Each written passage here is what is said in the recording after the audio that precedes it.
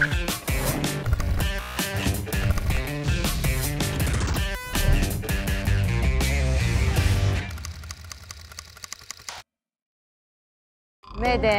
Thomas. Eka. Azori. Mariam.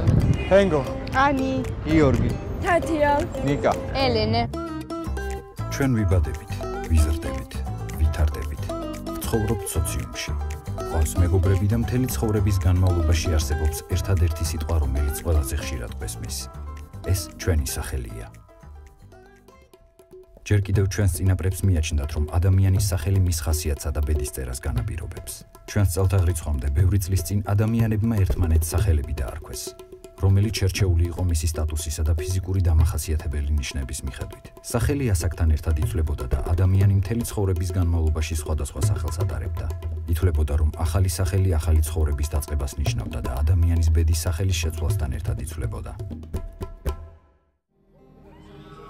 ქრისტიანულ რელიგიაში ადრეული ხნიდან ბავშვს სახელს იმის მიხედვით არქმევდნენ, თუ რომელ დღეს დაიბადა ის.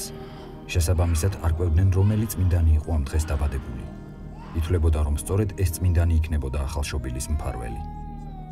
სახელს დიდი მნიშვნელობა აქვს. როდესაც ადამიანი ინათლება და არქმევენ სახელს, ამ სახელის მიხედვით ეს სახელი არის რომელიმე მფარველი წმინდანის. ნათლობის დროს ადამიანს ეძლევა ანგელოზი მფარველი და კიდევ აი მფარველი წმინდანი, რომელიც სახელზეც ინათლება. ადამიანი ინათლება სულითა წმინდითა, ესე ვთქვათ, და წყლითა სული წმინდით და მანამდე რაც ცოდვები აქვს ჩადენილი, ყველაფერი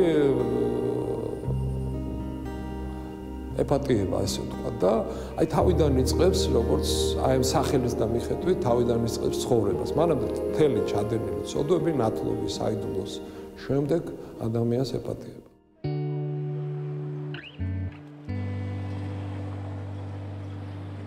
ითვლება, რომ თითოეული ადამიანის სახელს ბგერების მიხედვით აქვს ვიბრაცია, რომელიც მოქმედებს თავის ტვინის გარკვეულ უჯრედებზე და ქმნის დამოკიდებულებას მეორე ადამიანის მიმართ. ასევე ნუმეროლოგიის საშუალებით შეგვიძლია გავარკვიოთ, რამდენად შეგვესაბამება ჩვენი სახელი. ერთი შეხედვით ეს ინფორმაცია შეიძლება არასერიოზულად აღიქვათ, თუმცა სახელი შესაძლოა მართლაც ახდენდეს ადამიანის ცხოვრებაზე ზეგავლენას. ნუმეროლოგიას დიდ ყურადღებას ვაქცევთ ჩვენ ასტროლოგიური კუთხით, რადგან აი წარმოედგინეთ ახლა თითოეულ რიცხვს და არის 1-დან 9 რიცხვის ჩათვლით. ძირითადი ნუმეროლოგია ყველა სხვა რიცხვი არის მათი წარმოებული და შესაბამისად მათ აქვთ ისევე როგორც თითოეულ ასლს ენერგოვიბრაციული მუხტი. 1-იანს თავისი, 3-იანს თავისი, 5-იანს თავისი, ისინი ექვემდებარებიან გარკვეულ პლანეტარულ ზეგავლენას. მაგალითად 5-იანს მართავს გამარჯვების პლანეტა იუპიტერი, ხო?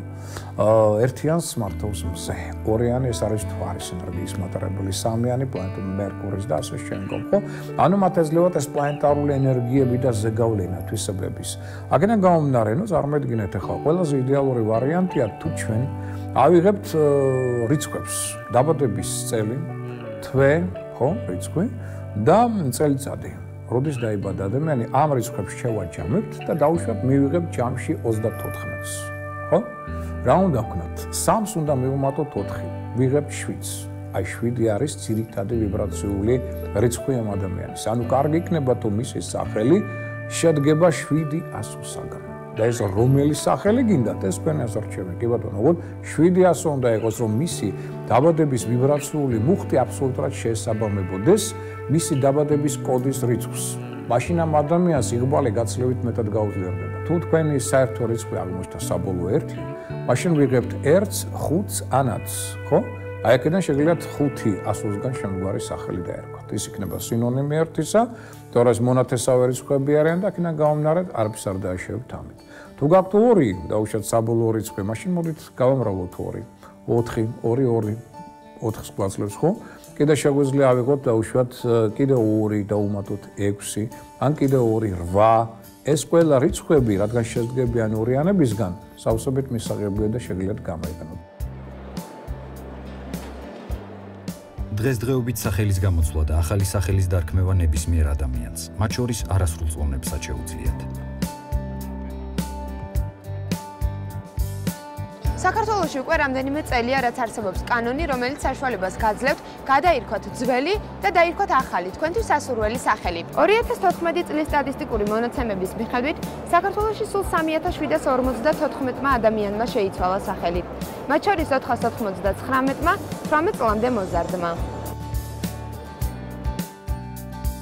საკმაოდ მარტივი პროცედურები არის იუსტიციის სახლში გასავლელი, რომ შევიცვალოთ სახელი.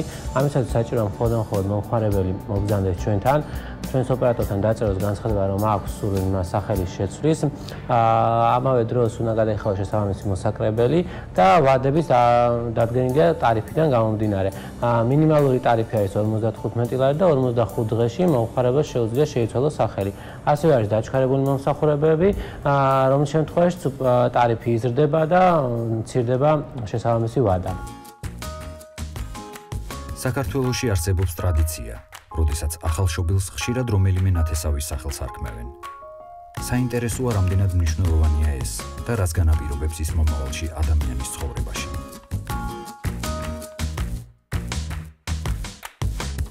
ეს არის ნიკოლოზი, 3 დღის სახელი შევარჩიეთ მე და ჩემო მეუღლემ ერთობლივად, იმიტომ ყოველთვის მოგწონდა ეს სახელი და ასევე ნიკო ქვია პატარა ნიკოლოზის ბიძას, ჩემი მეუღლის ძმას.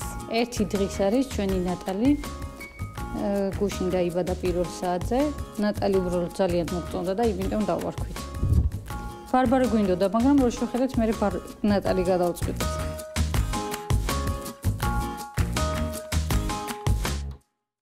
რა მინდა კიდე ყველას უთხრა, რომ ნუ დაარქმევთ თქვენი წინაპრების, თუ ისინი იყვნენ უიღბლონი, ავადმყოფები, ნაადრევად გარდაიცვალნენ და ასე შემდგომ სახელებს თქვენ შვილებს.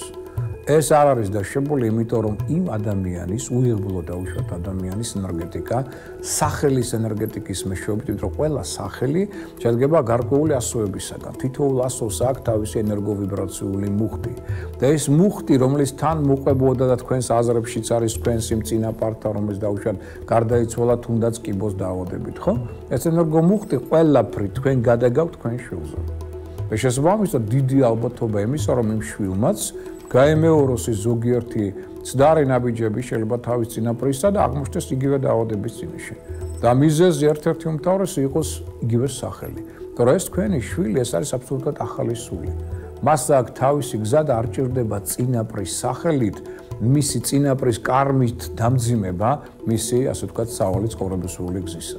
ამიტომ მივცეთ მას აბსოლუტურად სუსკვა სახელი. თუ წინაპარი იყო თქვენთვის კი ბატონო, ანუ რასაკვირველია საყვარელი ადამიანი და თან იღბლიანი, წარმატებული, ჯამრთელი, მაშინ კი ბატონო. აი ამ შემთხვევაში შეიძლება მხოლოდ იგივე სახელით გადატანა მისი იღბლიანი კარმისა, ასე ვთქვათ, თქვენ შვილზე. რაც შეეხება საქართველოში ყველაზე პოპულარულ და გავრცელებულ სახელებს. როგორც აღმოჩნდა 2014 წლის სტატისტიკის მიხედვით პირველ ადგილს ბიჭებში სახელი გიორგი იკავებს. შემდეგ მას მოხვება ნიკოლოზი, ანდრია, გაბრიელი, ლუკა, საბა, დავითი, ალექსანდრე, მათე და დემეტრე. ხოლო გოგონების ყველაზე პოპულარული სახელების ათეული ასე გამოიყურება: მარიამი, ბარბარე, ელენე, ანასტასია, ნინო, ნია, ანა, ლიზი, ნინი და თამარი. ადამიანის სახელმა შეიძლება ბევრი რამ გადმოგცეს ჩვენ. მე ხშირად მაგ ესეთი მდგომარეობა, მისი ფსიქოტიპის შესახებ, შესაძლებლობების შესახებ, შეიძლება აურის მდგომარეობის შესახებაც კი. ხშირად მაგ მდგომარეობა ესეთი, რომ ისაც ადამიანს ვეუბნები ყობა. ამ დროს ეწოდება, ქვია მას კახა. მაგრამ მე მინდა რომ ეს იყოს ყობა. რატო? ხშირად ეს კითხვა დამისვობს ჩემთვის. ტიპაჟი მისი ფსიქოტიპის მე წარმომიდგენია როგორც ყობა. ანუ ყობა სახელი მეტად მოუხდებოდა მის ვიბრაციულ მუხტს, შეიძლება ხმის ტემპს, შეიძლება მის გამოხედვას, ენერგეტიკას და ქვია კახა. კახა მეუღებელია ჩემთვის ამ პიროვნებისთვის, ასევე არის კალბატონებშიც, ხო? ამიტომ აქ ძალიან დიდი მნიშვნელობა აქვს, ძალიან ხშირად მაქვს ეს, რომ ამ პიროვნებას უნდა ერქვას ასე, მაგრამ ქვია სუსხვა. როგორც აღმოჩნდა, ჩვენ სახელს ძალიან დიდი მნიშვნელობა აქვს ჩვენ ცხოვრებაში. იგი შეიძლება ბევრ დატვირთვას ატარებდეს, მაგრამ ყველაზე მნიშვნელოვანია მოგწონდეს ჩვენი სახელი და მასთან ერთად თავს კომფორტულად გრძნობდეთ.